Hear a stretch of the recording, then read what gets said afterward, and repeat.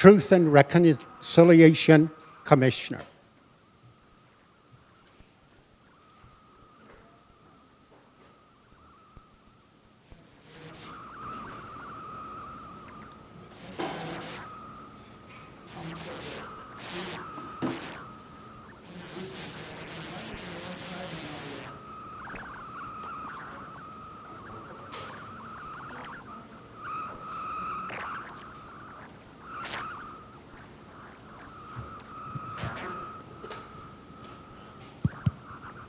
Thank you. I was just saying that it reminded me of a long introduction one time, and I said, I have a real short introduction. If you want to use it, just say, Willie. He's a doctor, lawyer, and Indian chief. When I was in school, a counselor would every once in a while ask us what we were going to do when we grew up or what we were going to be when we graduated. And one day she asked me, Willie, what are you going to do? You want to be a doctor, lawyer, or Indian chief? And I said, yes. Little did I know that I was planting seeds in my own mind, I suppose, in terms of what I would do in the future. But at another introduction, I started law school actually in Albuquerque at the University of New Mexico. And we had a reunion, 25-year reunion. And of course, the first night we were sitting around in a circle and we had to introduce ourselves and what we were doing. And so they started. To my left, a person would say, I'm so-and-so, graduate of 1985, and I'm a judge. Next one, so-and-so, class of 93, and I'm a law professor. Go over here. Oh, no, I'm thinking. I'm so-and-so, class of 65, and I'm a Supreme Court judge. A little bit over here. Me too, judge, Navajo Nation. The New Mexico State Appeal Court, I'm a judge. They're getting closer to me, Mike, and I thought, oh, no. Seems like everybody's a judge. My name is Willie Littlechild. I'm class of 71, and I'm a rodeo judge.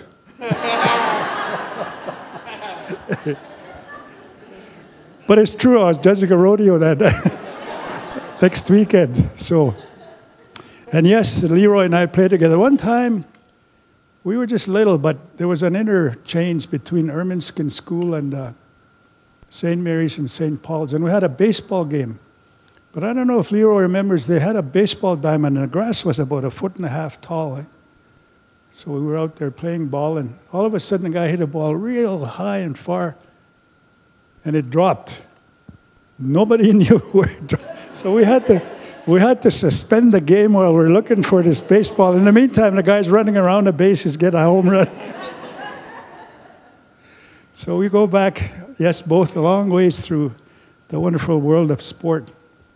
But I'm here actually also as a chief, and I want to thank you for allowing me into Treaty 7 territory, although I'm related to Kainai, I'll say, because I have 2 sisters that are married here, and my nieces and nephews are out there, my sister's here, so kind of family reunion for me, so it's great to be back to Treaty 7.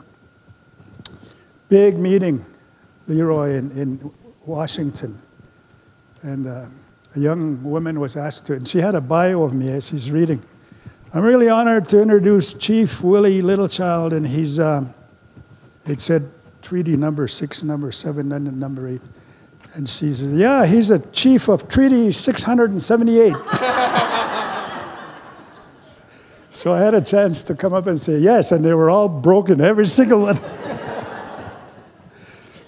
But anyway, we're here to talk about the 6.5-year journey I was just on in a Truth and Reconciliation Commission. And as you know, it was the result of the largest class action lawsuit in Canadian legal history. We had almost 15,000 individual lawsuits and collective lawsuits of abuse of children during the residential school era. Horrific, horrific stories. But the judges in their wisdom said, maybe we should try and settle this out of court. So they brought both parties together, the 4 churches that ran the policy of residential schools, and the federal government as the defendants. And they brought the plaintiffs' representatives, the survivors of residential school, together. And they asked them, can we settle this out of court? So they both split up and they went, discussed it among themselves. And eventually the survivors said, yes, we will settle, but on 4 conditions. One was a compensation must be paid, a voluntary compensation to anyone who has been in residential school. So there's a voluntary settlement. And then there was a second compensation, which was for severe physical sexual abuse, called an individual assessment process. The third was the foundation was set up for healing, a healing foundation, some money set aside. And the fourth one was the survivors, in their wisdom, said, well, if we're going to settle out of court, we will lose our chance to tell our story. So they said, you must take away from our settlement $60 million to create a truth commission, because we need to find out about the truth of what happened in residential schools. And then also, importantly, to focus on reconciliation. Once we find out the truth, then what do we do with that truth? So the settlement was made in 2007. And if you remember, the first 3 commissioners all resigned. So we were the second set of commissioners. And they kept phoning me and asking me, and I kept saying, no, I don't want to do it. I'm really busy at home. I don't really want to. I don't think I have time for it. I was making all kinds of excuses. Finally, I ran out of excuses, and I hadn't heard from them, so I thought, oh, maybe they didn't select me. That's okay. Till one morning, about 2 o'clock in the morning in Geneva, I was at the United Nations, and my phone rang. And the young woman said, this is so-and-so from the minister's office. And the minister's going on announced the new commissioners. Oh. Because when they asked me to put my hat in, they said, it's going to be part-time. Probably a third of your time will be traveling. So it's not going to be too bad. So I said, okay, put my name in a hat. So anyway, she said, you're one of the 3 that's been selected. What do you think? And I said, well, excuse me, but it's 2 o'clock in the morning here. You just woke me up. Oh, I'm sorry, did I wake you up? I said, yes, you woke me up. But do you have anything to say? And I said, really, I don't, because I will respect the decision that was made. Oh, by the way, it's full time, she said. So I couldn't, I was in it with both feet. But you know what? It was such a blessing. It was such an honor to be able to serve on the commission, a historic commission. And it's historic in a different way from other truth commissions. There's been about 64, 65 truth commissions around the world. The most famous one, of course, is the South African Truth Commission. So anyway, we were asked to come in and gather together, the 3 of us. And I remember the day we decided to first meet each other face to face, and a question was posed, why are you doing this?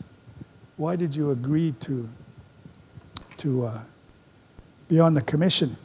So having heard each other out, we decided that this work is actually a sacred trust. It's a sacred trust because you're asking individuals who've been trying to hide their pain or their story for 50, 60, 45 years. And you're asking them to come forward, yes, voluntarily, but nevertheless, to come and open up their life to you. And they're trusting you with that story. So we held it up as a sacred trust, the 3 of us. So everywhere we went, we did not hear from an individual unless the setting was safe. There had to be a medical support in the room. There had to be a cultural support in the room. And importantly, there had to be a spiritual support in the room. So with a blanket of safety of those 3 elements, then we would allow a person, when they wanted to, if they wanted to share their story. Yes, awful, awful, the most horrific sexual abuse cases I have ever in the world been exposed to. But also some very uplifting and good stories about good experiences in residential schools. So we have to try and balance it out in terms of the truth. What was the truth? It can't be all negative. So we try to find the beauty or good results of. We had, for example, we had a banquet last year of survivors in my community, and it was interesting. The MC, like Mike, he said, "How many of you have been married for 70 years? How many of you have been married for 65 years? 3 couples put their hand up. 55 years, more hands. 50 years, and we went down to 35 years. How many of you have been residential school? Every single one of them.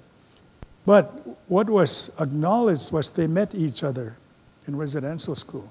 So for them, that was a good experience. They said, I met my spouse at residential school. So for me, that was good. So for some, they said, well, I got an education, or I learned a new language.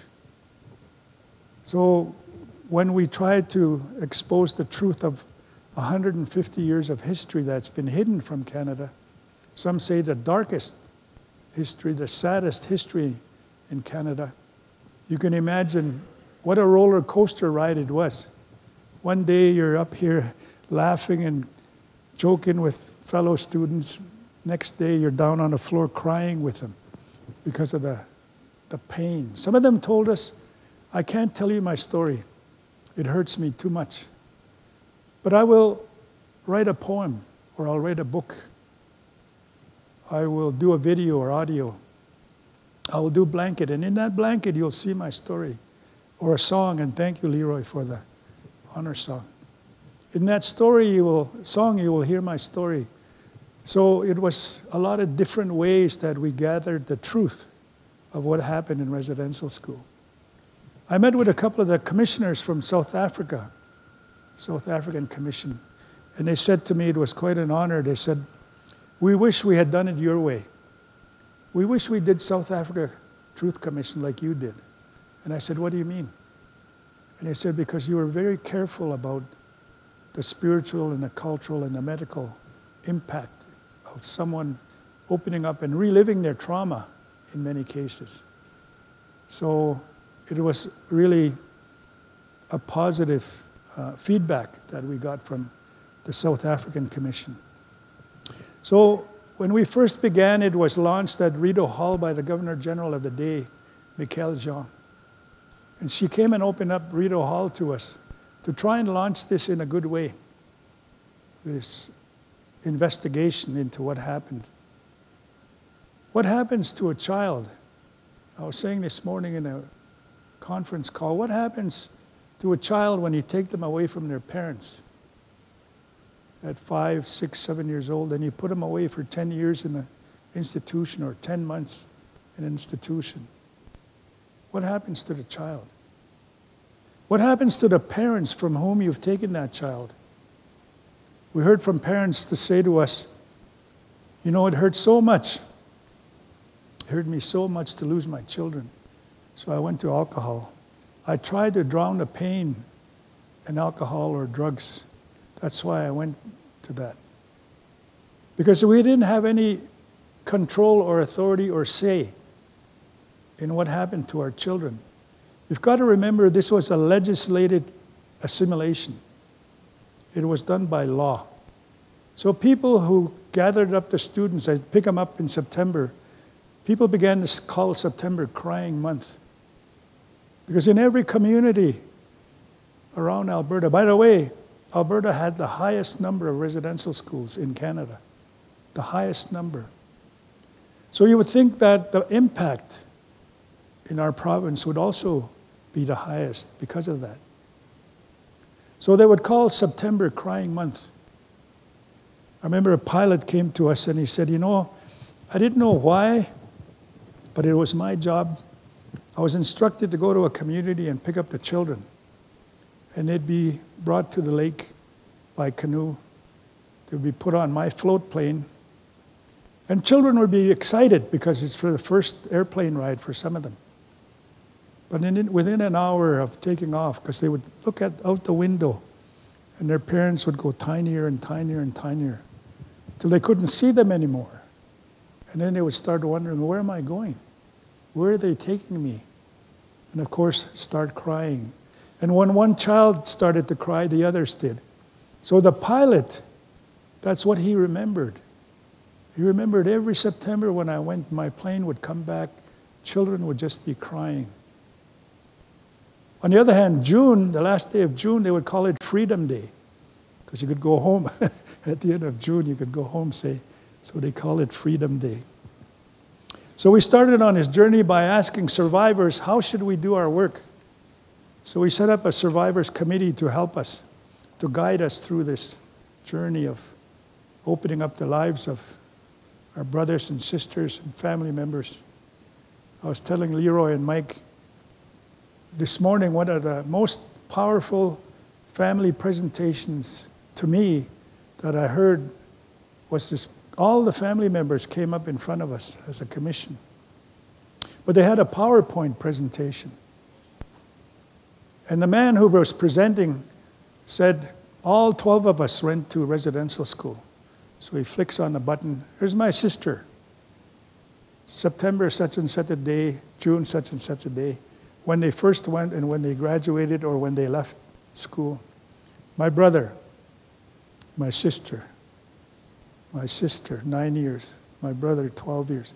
And then he totaled up at the bottom, on that one family of children, the impact was 139 years of residential school. So when you imagine that impact in that way, you begin to understand why it is the way we are. Because people ask us, how come you're so lazy? How come you're such a drunk? You're no good, you're a lazy bum. So they ask us. But they need to walk our path for a while to understand what it means to be impacted by 100 years of residential school policy. A direct assault on your language, because children were punished for speaking their language. A direct assault on culture, because we weren't allowed to practice our culture. A direct assault on family, because parents are removed from their children, children removed from their parents. The family bond that's severed in that way is so serious. Last night, a video, outstanding presentation last night. And it flashed in the front of the screen, where is home? Where's home? And it brought me back to, I don't know how many hearings I heard how children felt when they were removed from their family. Because they were removed from the family, they were also removed from the land. The spiritual connection to the land was also severed.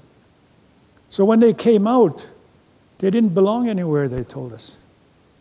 I don't belong in my community anymore because I can't speak my language anymore. I don't belong in a non-Indigenous society because I can't speak English either. So I'm lost. Who am I? I don't belong anywhere. Consequently, some people took the worst option, committed suicide. Others went to traditional practice and found themselves who they are in spirit and ceremony. Others did other negative things. So where's home? We were asked last night through the video. So there was a ceremony that was held in one of the northern communities. They gave each student, former student, a stone, a flat stone. And they were asked to write their number on that stone. Well, mine was number 85. EIRS number 85. I'm sorry, 65. One of the other guys was 85, so he wrote it down. And they went back through this tunnel, not a visible tunnel, but a walkway to the school with that stone. The residential school they went to. And then they came back out again, out that path. And they were told to throw that rock in the river. So they threw it in the river. Now you've broken away from your connection with residential school. But what was important was they sang a welcome song to them, a welcome home song. And the people later on said that was the most healing ceremony they could have ever experienced, because they were welcomed home. They were welcomed back to the community. Because in a sense of a wandering spirit before was able to come home. So that was a difficult question.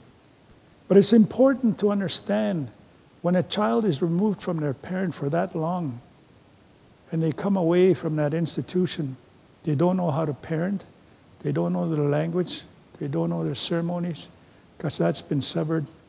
We need to rebuild and reconnect now back to who you are. So I digress a little bit but it was important to acknowledge that production last night. Marty, if you're still here, and oh yeah, there we go. Thank you for doing that. It was powerful because it's such an important question. A part of healing is going to have to be answering that question in our communities so that we can welcome people back home. Sometimes it'll be welcoming them from prison. Sometimes it'll be welcoming them back from hospitals. Sometimes just because they were lost. I had a hearing with the homeless in Edmonton. I think I was sharing with someone. I don't know if it was either Leroy and Meg last night. Maybe it was my brother-in-law, Martin. I said, this guy came in front of me in Edmonton, homeless. I met with the homeless. By the way, the homeless people in Edmonton, 60% of them are First Nations. But 68% of the 60 are residential school survivors. So there's a direct link from residential school to the homeless. There's a direct link from residential school to the child welfare and child apprehension rates. When we started our work, it was 68% in Alberta of the children apprehended were First Nations. It's now 69%. So it's been going up. Murdered and missing Aboriginal women, there's a direct link to that. I didn't understand the link myself till one day I got a call, and it was from a young woman, and she said to me, could you please come to the wake? We're having a wake for my sister. And I said, where? So they told me. And they weren't from my community, but they had to come to my community to hold a wake.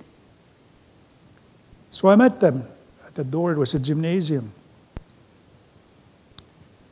And the coffin was the size of a little matchbox. And in that matchbox was a little finger, the remains of a woman from the Picton murders. That's all they could find, but there was DNA testing done to identify who she was. So when I was leaving, it was about sunup. The older sister came to me and she said, could you come to the church tomorrow for the funeral service? I said, sure. I didn't know why she was asking me, because I didn't know them. I knew the name, but I didn't know them, I thought. And you know how a eulogy is presented in church. They always describe, well, so-and-so was their dad or their mom. Their brothers are survived by 6, they go on with. But when they named the father and the mother of that young woman, they had both gone to my school. That's when it hit me that there's a link to this story, to residential school. And it multiplies and increases over and over again across the country. So yes, sometimes 85% of the prison population is First Nations and Métis. But why is it? So we need to make those links to understand really the impact of why is it that we're in jail? Why is it that we're losing children? Why is it we end up in hospitals in such situations? So we need to make this link. We ask survivors to help us through this journey on how to do it properly. So we went across the country. 77 communities we went to for public hearings. Almost 7,000 stories of the worst, as I say, horrific stories of sexual abuse. And sometimes we were lucky because we followed our own condition of safety. We would debrief each other at the end of the day. If something hit you, a particular story hit you. Sometimes I was hearing my own story in front of me, unraveling in front of me.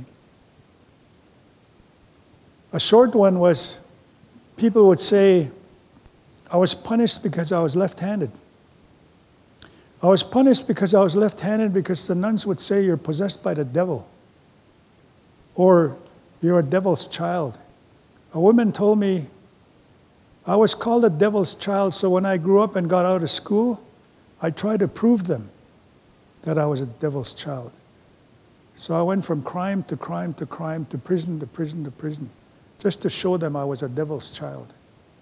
So when he planted a seed in a little person's head like that, I would hear these stories. And you know what? I'm left-handed. And I was told I was possessed by the devil. But at recess time, every recess time, I had to stay in a class and learn how to write right-handed. So recently, a couple of years ago, I went to the nuns because I met with the nuns and priests, and I said to the sisters, I want to thank you for forcing me to learn right-handed, because I became a pretty good athlete because I was ambidextrous. One time I broke my shoulder playing hockey, and I had a cast and I was all strapped up. In fact, it was Golden Bears game against, I apologize, we used to have to beat the dinos and the pronghorns and the bisons and the huskies. But anyway, so I just switched it over, went back to class and started writing left-handed because I was able to do it because of the way I was. Well, apparently I was possessed by the devil, so I had to be taught how to write right-handed.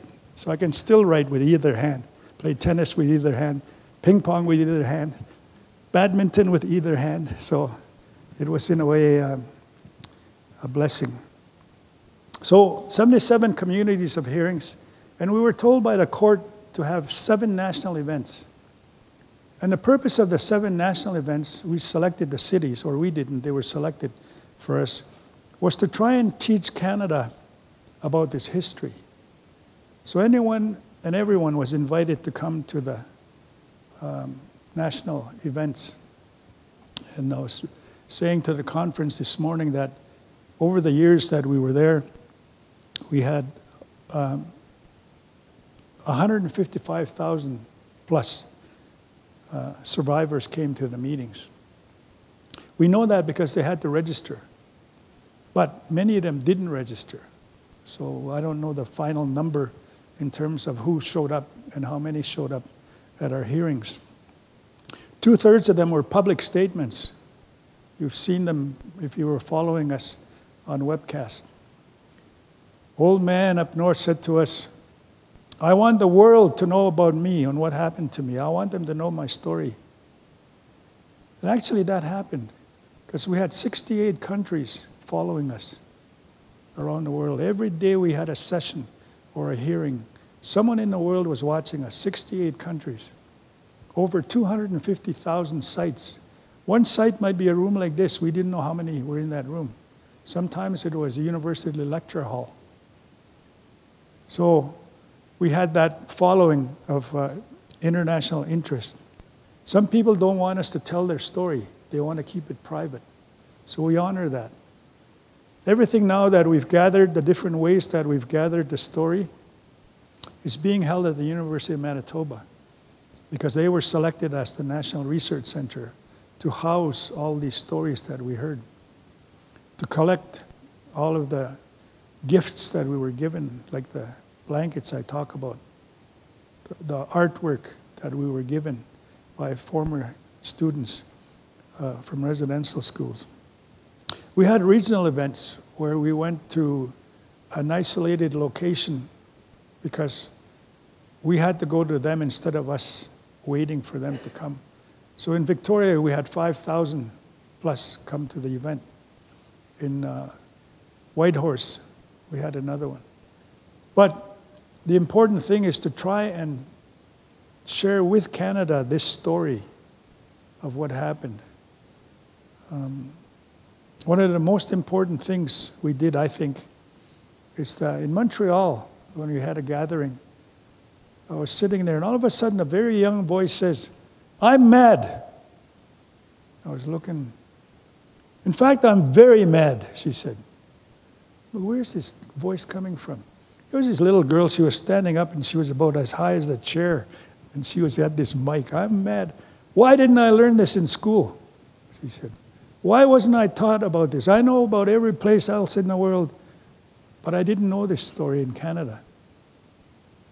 So it was important that we have these national events to try and explain to the Canadian public this policy, legislated assimilation, which was later called cultural genocide, to put it in proper context. So we had an education day.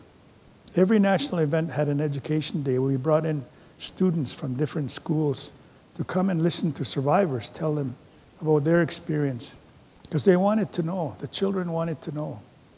Many family members told us, "I haven't even told my children what happened to me. I haven't told them." So then the children kind of get upset. They say, "How come my mom and dad didn't tell me what happened to them?" In Halifax, no, I'm sorry.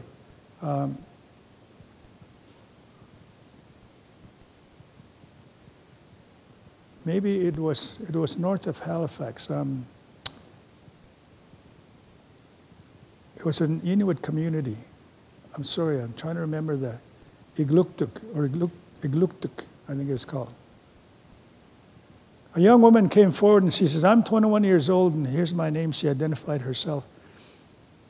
"I came in here by accident. I saw a sign out in the lobby. It says Residential School Conference. I didn't know what it was, so I came in," she said. She sat in the back. And she said, "I was listening to the stories. And there I heard my dad's story." She said, "What happened to my dad?" You see, my dad committed suicide when I was a very young girl. And I was very angry at him for doing that. 8 months later, my mom committed suicide. She couldn't stand the pain of losing her spouse, my dad. So both my parents committed suicide, so I tried to commit suicide. I tried to kill myself 7 times, and I couldn't do it. But now I understand why. What happened to my dad and my mom? Because they both went to residential school. They couldn't handle the pain of what happened to them. So I went to the graveyard, she said. And at the gravesite, I kneeled down by my dad's headstone. And I put my arms around my dad's headstone. And she said, I cried. I asked my dad to forgive me because I didn't know what happened to him. I didn't know what he went through, but now I do, and I'm sorry that I was mad at him. So I asked for his forgiveness. Then I went to my mom's headstone, and I did the same thing. Put my arms around. Asked my mom to forgive me for thinking that way. But as I got up from that graveyard, from my knees, that was the last day. I thought to myself, I'm going to choose to live. So from that point on, I didn't want to commit suicide.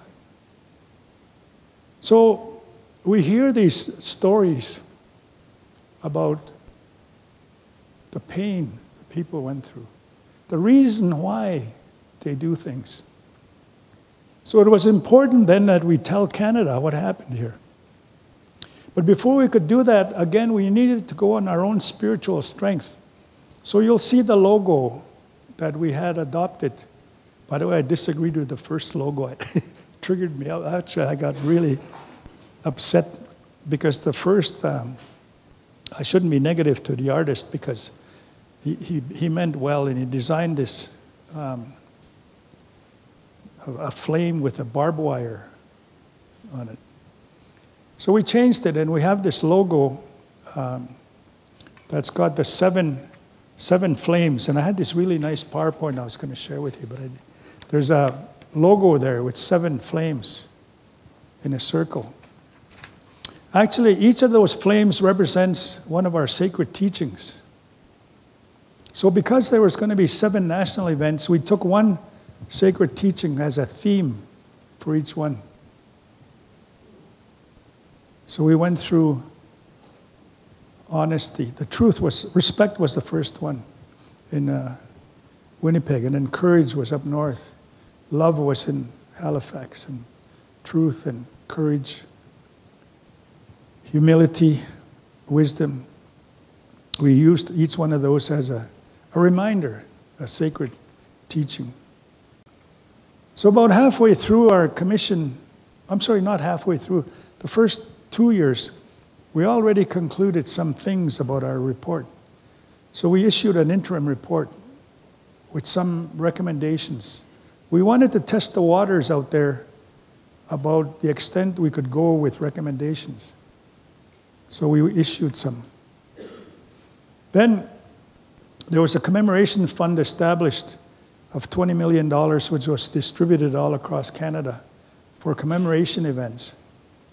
You see, it's important that, like the Holocaust, the Jewish experience, we can't allow Canada 50 years from now to deny this history.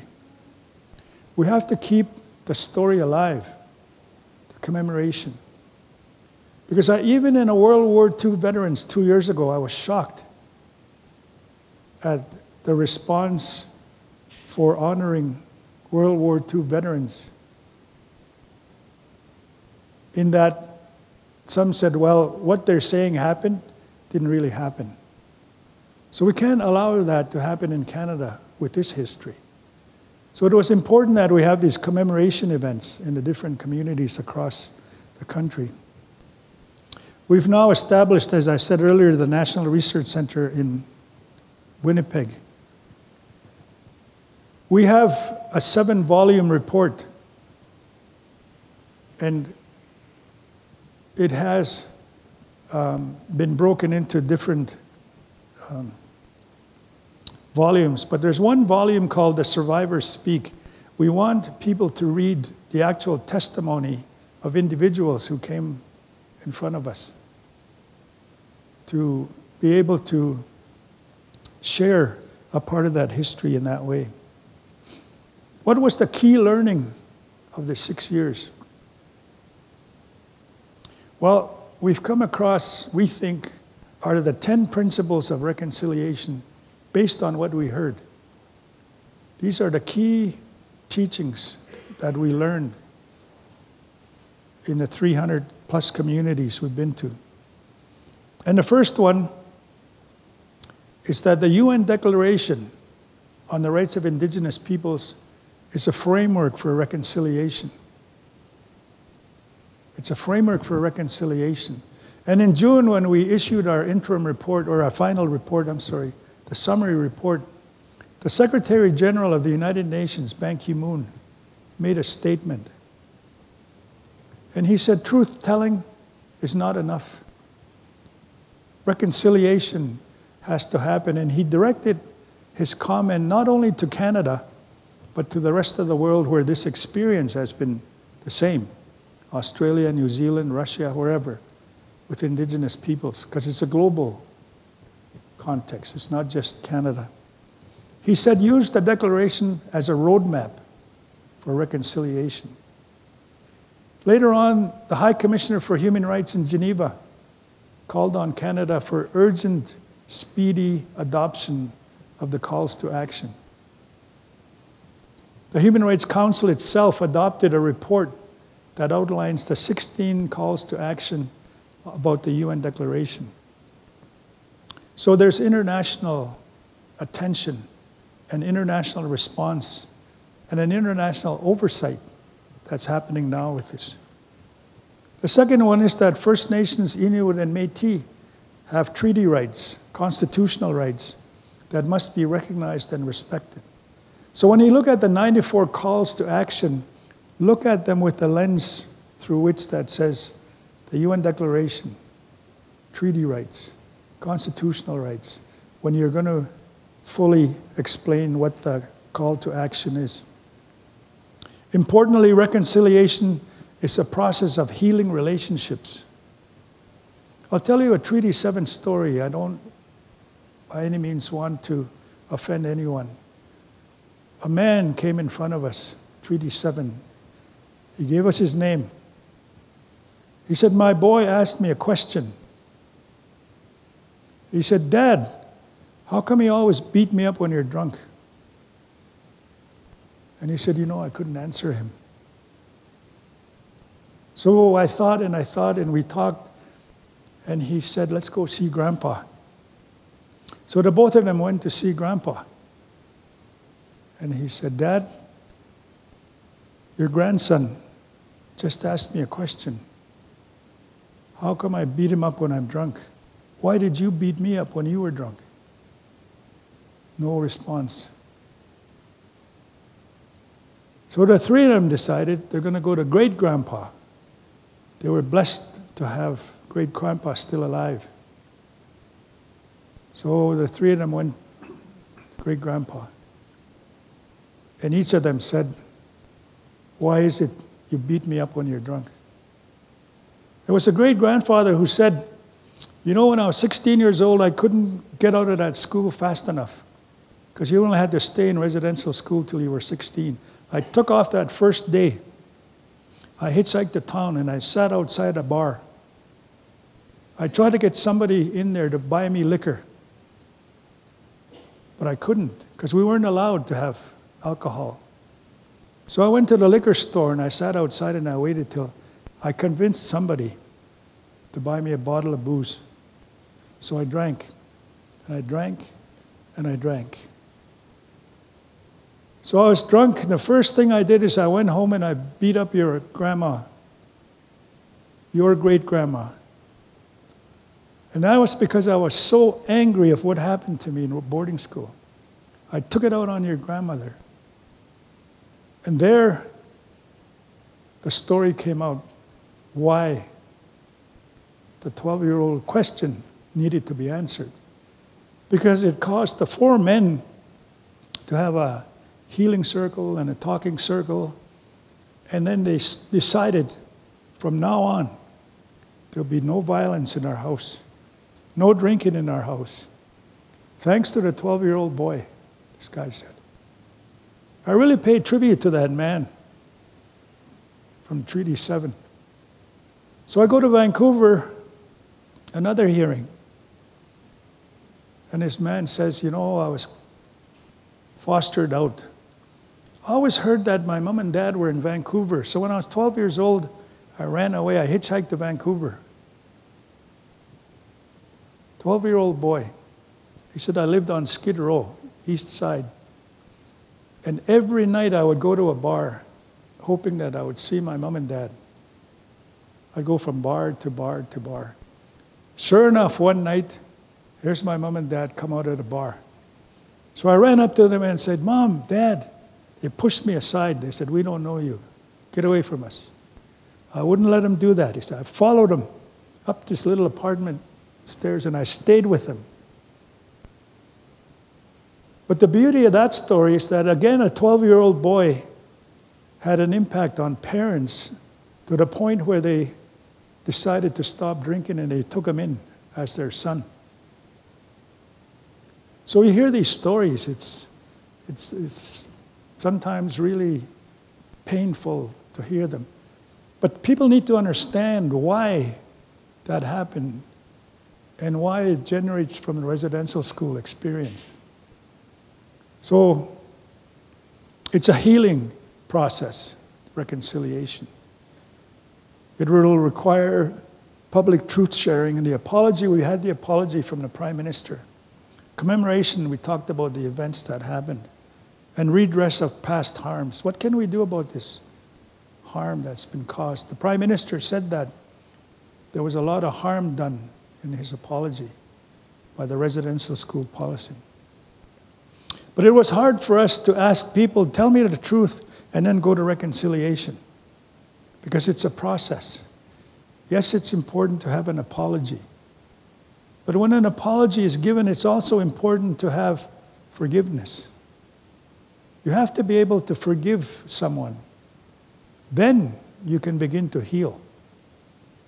And when you begin to heal, you will feel a sense of justice. When that happens, then you can have reconciliation. So our mandate was difficult from that perspective, but we allowed each step to happen. Reconciliation requires action to address these destructive impacts of residential school on Aboriginal education. You're going to face that in your professions, those of you who are in education. The impact on language and culture. That's why the Kainai with their societies and their language is so important, the culture. Because culture is treatment. When people go back to their language and their culture, they say, I now know who I am and I feel better. A woman said to us, you know, I was so ashamed of myself being First Nation. I was so ashamed. I hated myself. Every morning I would get up, I hate myself. But now, with the sense of forgiveness and healing, reconciliation, I can look in a mirror and say, I love myself. I love myself. So then the destructive habits that I was exercising or playing out are no longer there. We talk about child welfare, the administration of justice. A man recently wrote a book in the United States. I think we may want to, if there's any researchers in the audience, you might want to look at this. It's a book called The 10 Worst Cases Ever Decided. This guy, a law professor, canvassed all the U.S. case law against Indians, and he determined 1 to 10, the 10 worst cases ever decided. But then he lined up each of those cases and a decision with articles of the UN Declaration. And he's convinced, and he says, if the Declaration was in existence at the time of this case, it would have been decided the other way for each one of those cases. He goes like that. So the administration of justice is important. Economic reconciliation. I call it economic reconciliation, or reconciliation through economic development. Reconciliation must create more equitable society, closing the gaps in social health and economic outcomes. Recently, you're familiar with the Human Rights Tribunal decision on the discriminatory funding for on-reserve child welfare services. But if you look at that decision, and it identifies the gap of financial support for on-reserve services, it's the same thing in education. There's that gap.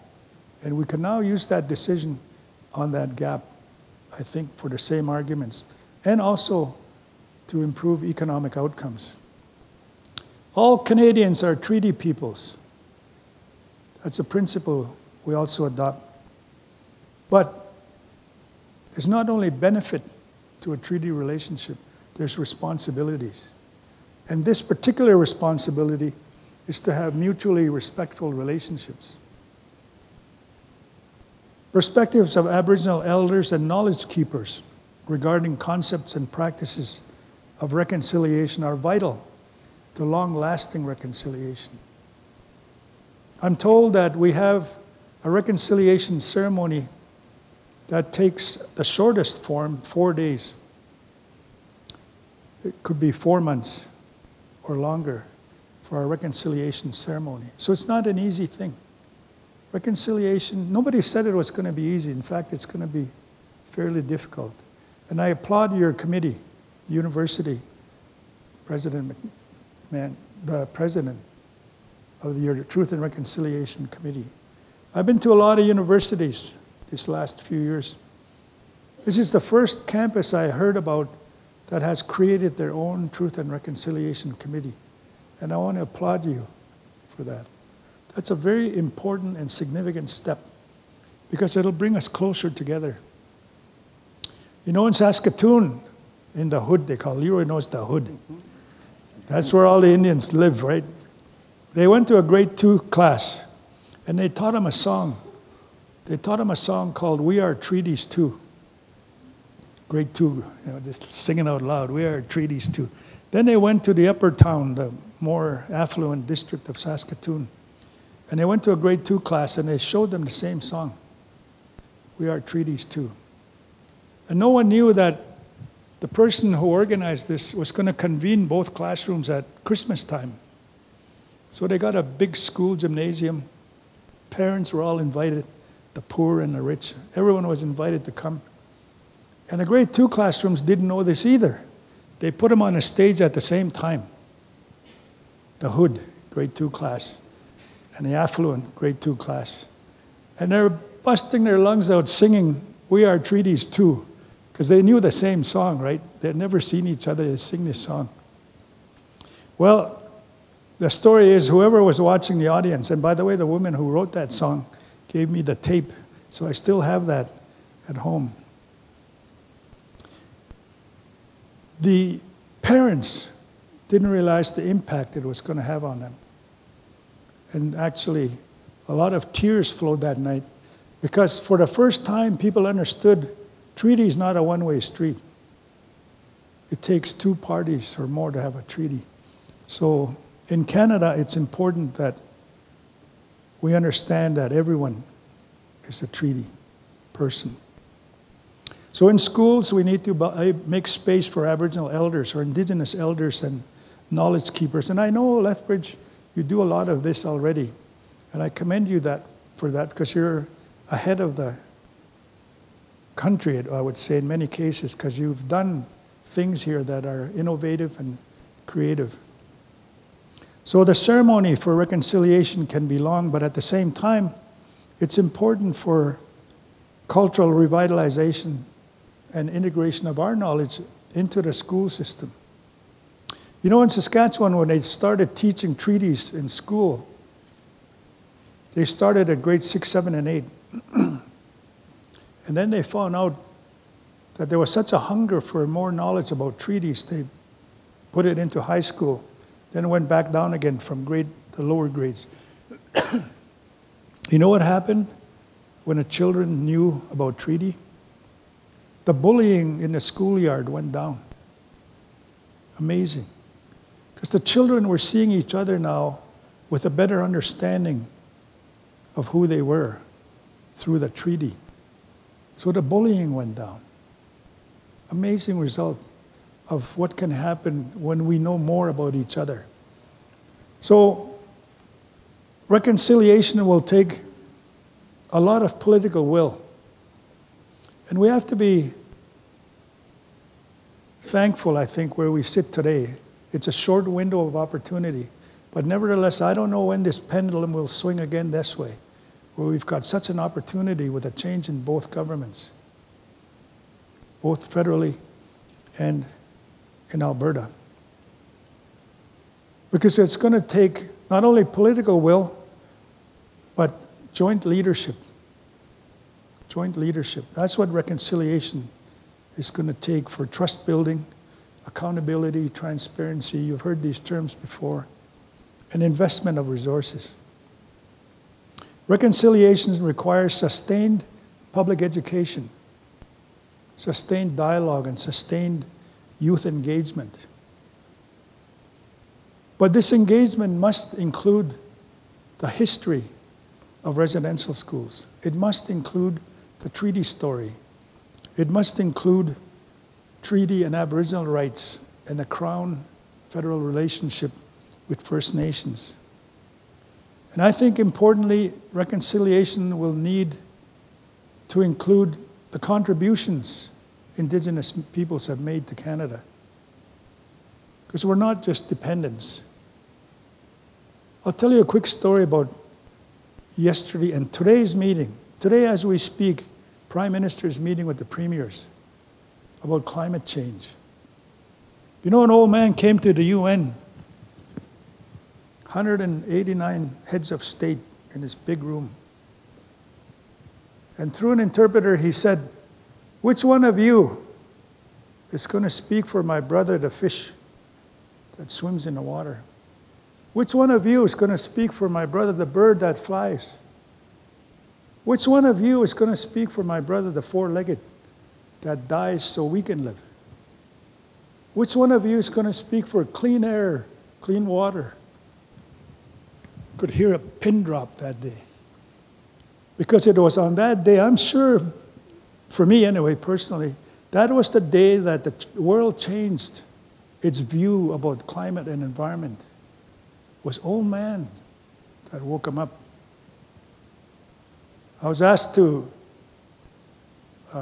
go a chairperson one time. I don't know if Leroy was there. I was asked, go ask the chairman because we want to open a meeting with an invocation of prayer.